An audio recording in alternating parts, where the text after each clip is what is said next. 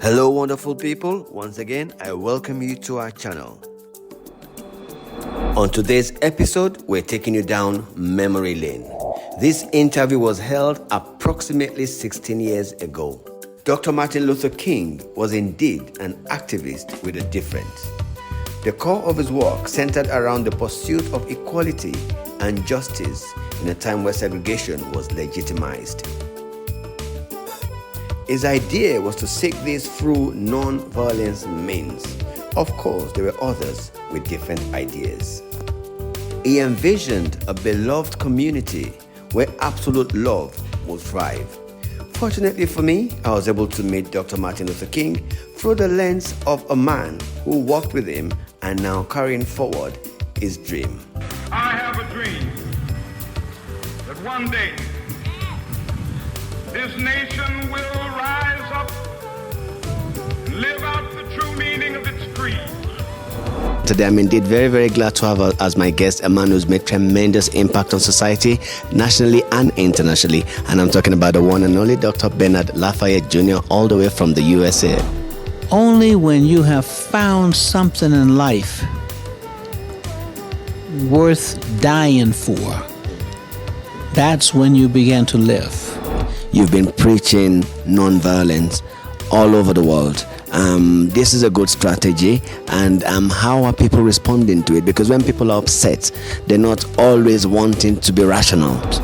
People are taught violence, so therefore they can also be taught nonviolence, because people who are violent are also violent towards themselves and towards the ones they say they love. Through observation, people agree that Nigerians have special talents. Well, they're smart.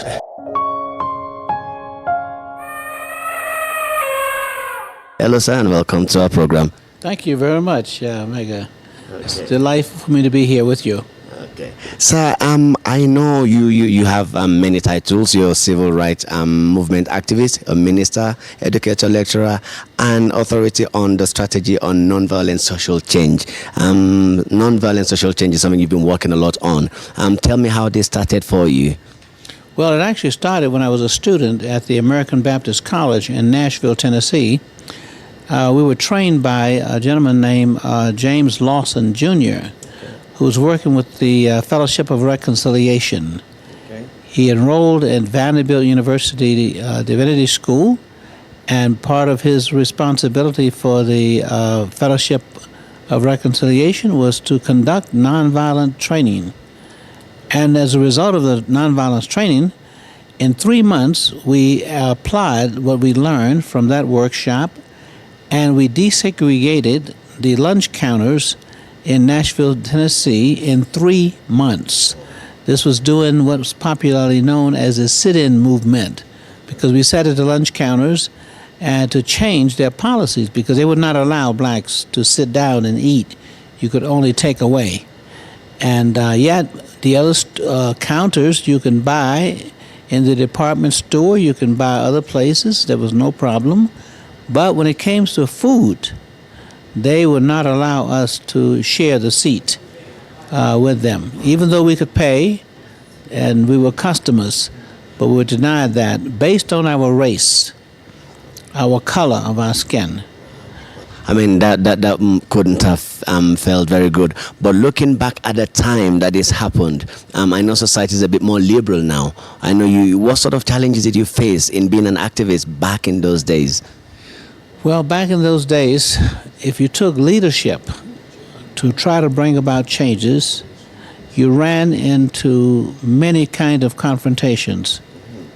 For example, I was arrested 27 times in the movement for civil disobedience, because then the law says that you are not to have black and whites sitting together, eating together, riding the buses together. So in all those areas, we decided that we were not going to accept those conditions, because the purpose of the segregation was to infer emphatically that there was a difference between the races, the blacks and the whites. And the difference they wanted to make was that the whites were superior and the blacks were inferior. So it was not just a matter of sitting in different places. It's okay. If you choose, you should be able to sit. But segregation laws, that was the purpose of them, to dehumanize us and to say that we were not worthy. We were not as good as the next person. And the purpose for that was to give us an inferiority complex. Because once a person can make you feel that you are not worthwhile, then half their battle is won already. I mean, as you mentioned, there's so many risks involved, especially then. What sort of person, what sort of personality would forego their own self and fight for the masses? Well, I grew up and I was privileged to have parents who were loving parents, sharing with other people. I grew up in a Christian home, and we always were taught that we must not only be concerned about ourselves, but we must be concerned about others, because that's what it means to be part of a community. We must share, we must support each other, and these would be the things that would bring joy and happiness to the individual when the individual was part of a community. And so, to me, I believe in what Martin Luther King said. And I had a chance to meet him and work with him. He said this. He says that only when you have found something in life worth dying for, that's when you begin to live. So happened that this cause was something that I felt was so special and that it would help so many people. Because, what can one individual do to help, many people? But I knew if we changed these conditions, not only would it help the people who are here now, but it will help the people in future generations. So I only have one life to give. So what should I give it for? To make life better for other people and change these conditions that were demoralizing.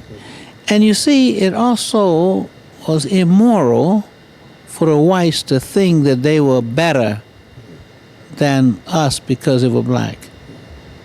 It was an unfortunate thing because it was not true. So we also helped the whites come to understand that. Okay. You have done this in a very interesting way. You've been preaching nonviolence all over the world. This is a good strategy. And how are people responding to it? Because when people are upset, they're not always wanting to be rational. How are they responding to your nonviolent approach? It's remarkable to me, and I learned early when I was involved in the movement, that people can change. I think people are violent because they are taught to be violent. They have models, examples. In fact, most of our history lessons, you study American history and even European history, you study a series of wars. History is divided by one war and another war, and what happens to the life of people from one war to another. So even in our cartoons, the little babies, before they can even talk, they hear about the Jack and Jill went up the hill, and one falls down and breaks his head. And they hear about Rockabye Baby in the treetop. So if the baby really understood, it'd be a frightening experience to just arrive here and hear about that. And then, it's the one about the egg, Humpty Dumpty. And he was completely wasted. Okay, he fell off the wall. So they hear about the violence. In our cartoons, they hear about the violence. People are taught violence, so therefore they can also be taught nonviolence, another way to respond to the same problems. And first of all, we have to be able to not simply react. And many people react because they don't understand. They say, well, I don't understand why this person did this. That person did something ugly to me. Well, I'm going to do something to them back. I'm going to show them. Now, what happens is this. People act violent towards others for many reasons. One of the reasons is they feel powerless. It's not because they feel strong or because they feel powerful. No, they feel weak and powerless. So violence is a substitute. Okay? It's a way of trying to make up for, the feeling of powerlessness. The bully who bullies other people, they feel they don't get respect, they don't get attention, and mainly it's because they don't respect themselves. So people, exactly, is something missing in them, and they don't get that. So what they do is try to get attention from their others by showing themselves in a way that will cause fear in others. So people are violent because they want others to be afraid. Now, with that, the question is, how do you respond? We are taught that if they try to show us in a way to make us afraid, we have to show them that we're not afraid. So what we do is we strike back and say, if you can do that, I will show you what I can do to you. So it's a simple formula of back and forth retaliation. Nonviolence is bankrupt because the people who participate in violence understand at the end of the day, both parties lose. Sir, for someone who's led a violence lifestyle and they've come to your training, you've taught them how to use the non-violent strategy. How easy is it for them to stay non-violent? Could they be triggered and return to that life? Or are you reasonably confident that once they have taken this training, they would remain non-violent for the rest of their lives? I think the method that we use has more potential for them to maintain and sustain the nonviolent approach, because we not only use tactics or methods, we teach them to understand the philosophy of nonviolence. Martin Luther King's philosophy. They read, those who can read, they read what he wrote, his thoughts and his ideas. So we don't stop simply with action. We go back and we look at why they were violent themselves and why they now have a new way of thinking. You see, when we teach nonviolence, it's not just only teaching about something that's external, but we teach them about the violence in themselves, because people who are violent are also violent towards themselves and towards the ones they say they love. So they don't feel good about that. So once we bring it home and they can see that violence also destroys the spirit of the person, and people want to be better. They want to feel good about themselves and that they're doing the right thing.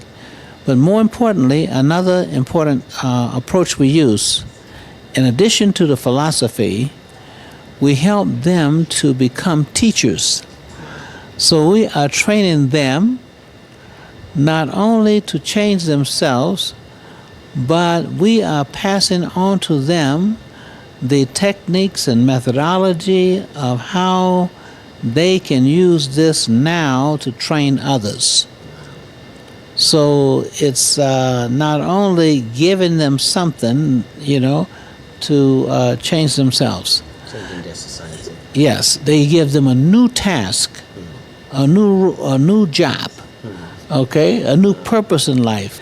Nigeria is special because it's the most populous African nation, and it has been said over and over again, so it's nothing new that I should say now, is that through observation, people agree that Nigerians have special talents. Well, they're smart.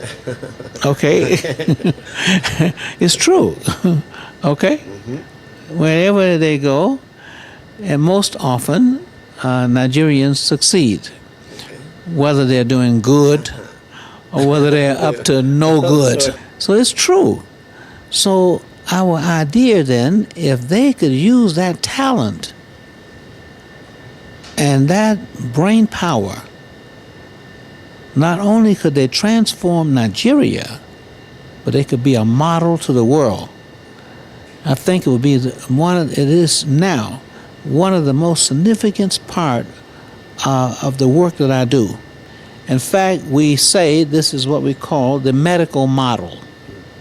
If there's a problem, then we must go to the root of the problem and we must look at prevention. Otherwise, you have the same problem over and over again. Now, one thing I found is Nigerians are not lazy. No. Maybe other problems, but not lazy. The children, I see them. They're up in the morning, early, working, moving. Okay? Nigerians don't drag around. They walk fast. So that's why we go to Nigeria, because if we go to Nigeria and we succeed in what we're doing, and we have had very good success, very good turnaround rate. As I get older, Mega, half of my work will be done when Nigeria changes. Thank you for watching and subscribe to our YouTube channel.